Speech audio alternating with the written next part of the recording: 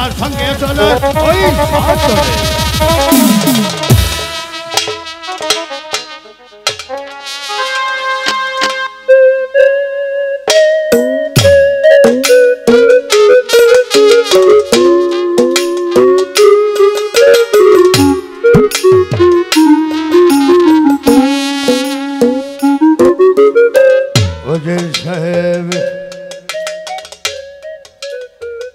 এই তো সেই দক্ষিণ শাসন, এই শাসনে আমি কত মানুষের প্রাণ কেড়ে নিয়েছি, তার কোনো হিসাব নেই। তাই আপনাকে একটি কথা বলি, এ দুনিয়ার উপরে আপনি কাউকে দেখতে ইচ্ছে হয় না ভাই জল্লাদ, আমার কাউকে দেখতে ইচ্ছে হয় না।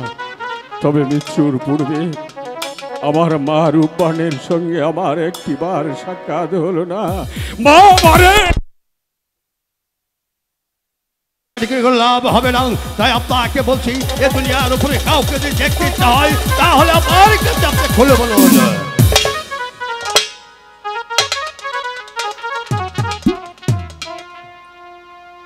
আমি যদি ইচ্ছে করতাম তোমাদের বাদশার বিরুদ্ধে আমি ষড়যন্ত্র করতে পারতাম, কিন্তু আমি তা করিনি। এই আমি প্রস্তুত হয়ে নিচ্ছি ভাই জল্লাদ, তোমার কর্তব্য কাজ তুমি শীঘ্রই সেরে ফেলো। আমার পাগলি মা যদি তার পিতার মৃত্যুর সংবাদ শুনে ছুটে আসে, তাহলে তোমার কাজ আর সমাধান হবে না ভাই, তোমার কাজ আর সমাধান হবে না। হুজুর সাহেব, তুমি এখনো বুঝতে পারো নি, আমি হইলাম হুকুমের গোলাম। আমি তো মানুষের কোনো রক্ত করা একটি মানুষ। একই সাথে এ দরবারে 20 বছর ধরে তোমার সাথেই আমি ভাইয়ের মতো কি করতেছি। তাই তোমাকে আজ আমি ভাইয়ের গলায় ছুরি চালাতে আছি। হে ভগবান, হে খোদা তাআলা, তুমি আমার দেহ থেকে শক্তি দান করো। তাই আমি বাড়ির হুজুর সাহেবকে হত্যা করতে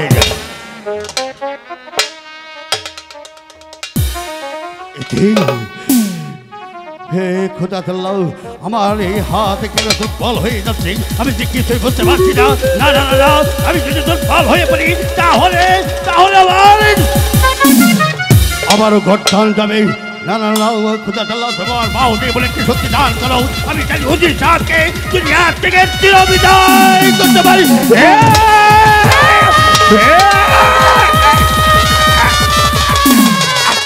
শোনেন শোনেন জল্লাদ গো, ও জল্লাদ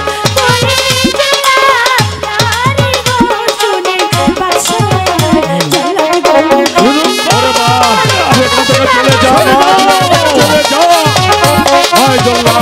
তোমার কাজ তুমি করো।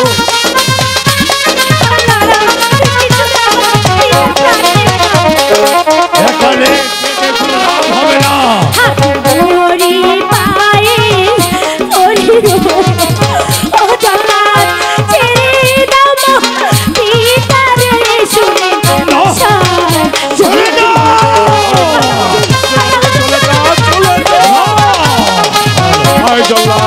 তোমার কাজ তুমি করো।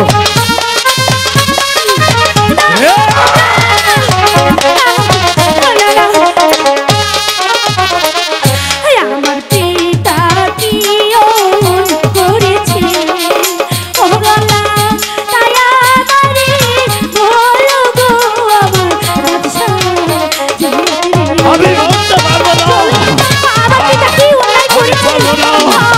হুজুর সাহেব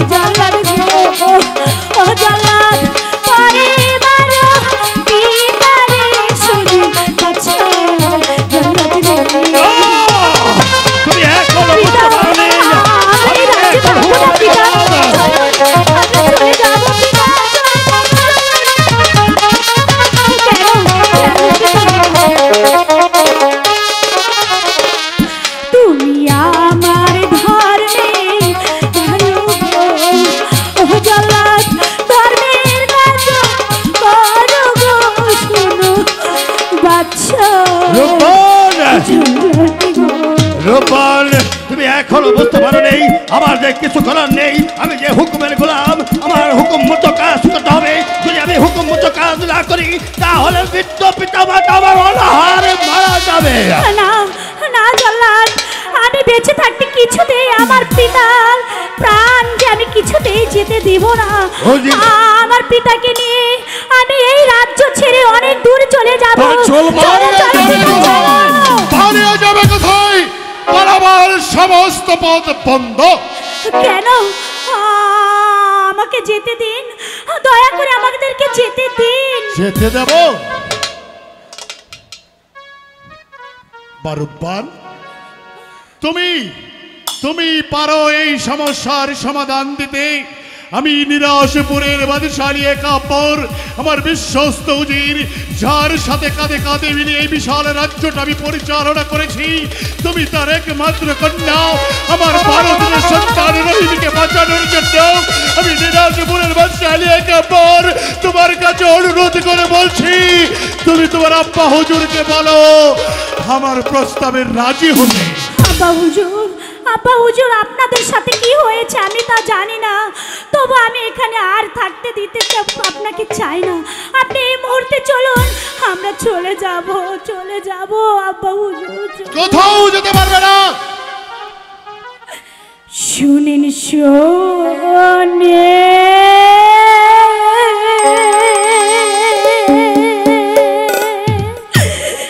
শোনে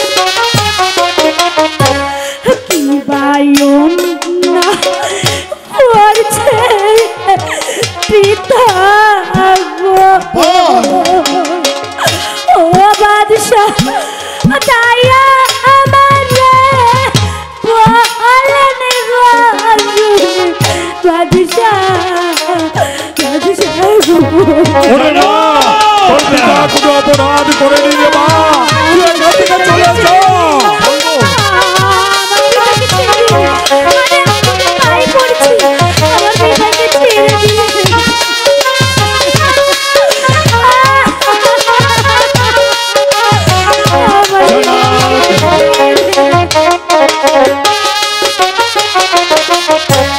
হাতে ধুরি পায়ে পড়ি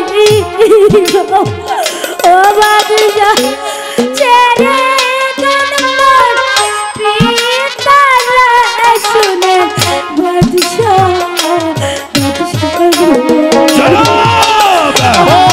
আমার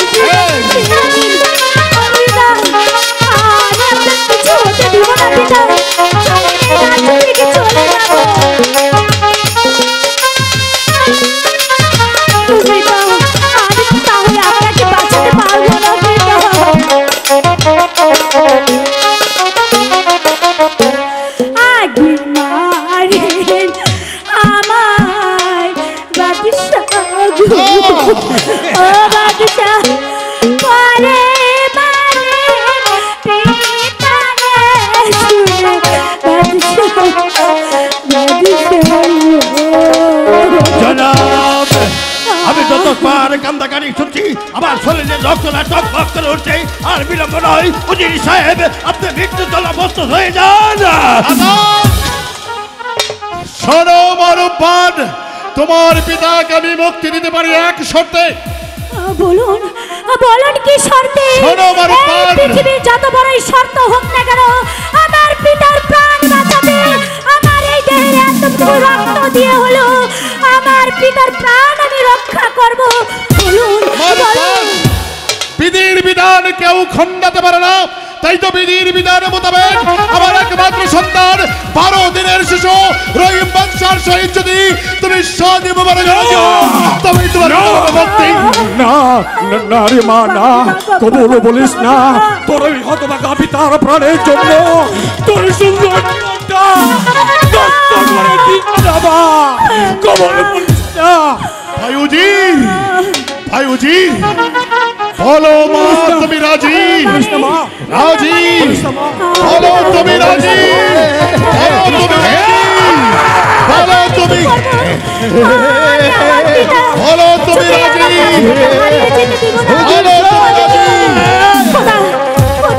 আমি কি করবো আমাকে বলো। মানে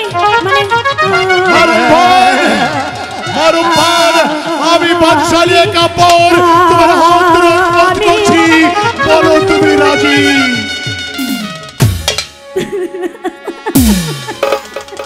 বলিস না মারুফান, বলিস না মা, বলিস না, বলিস না মা। পিতার জন্যে আমি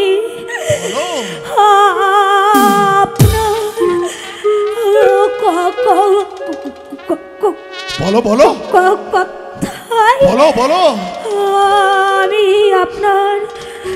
আমি আপনার 12 দিনের ছেলে। বলো বলো মা বলো। বাচ্চাকে হ্যাঁ বলো বলো বলো বলো মা মানে বলো বলো মা।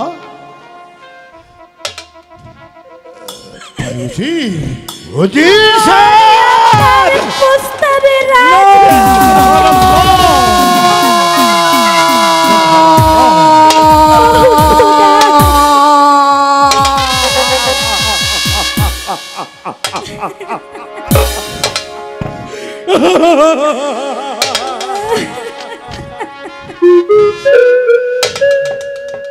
বায়ুজির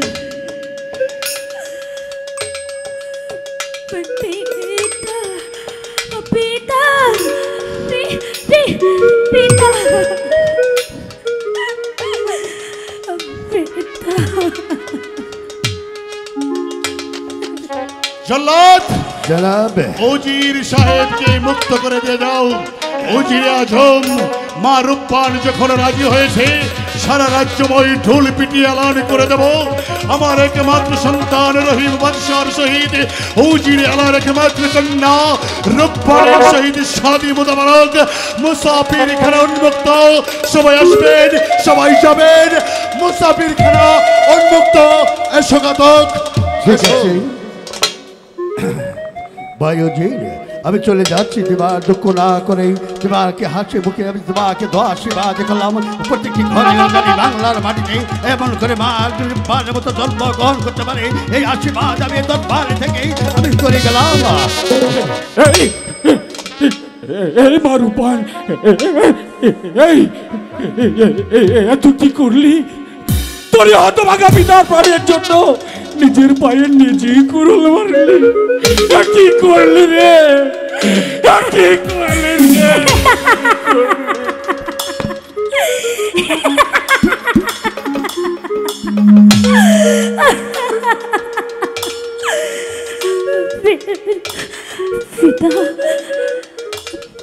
পিতা, আমি তো কিছুই করিনি পিতা।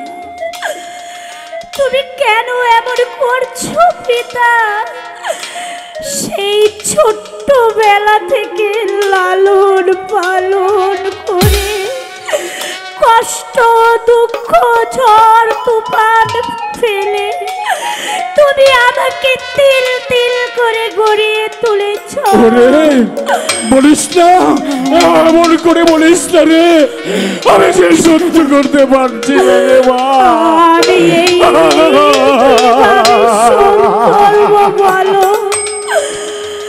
আচ্ছা পিতা, তুমি বলো তো, কোনো মেয়ে কি পারে তার চোখের সামনে তার বাবাকে চুরি কারাও মেরে ফেলে দিতে চায়? সেই মেয়ে কি পারে তার বাবাকে নিজ চোখে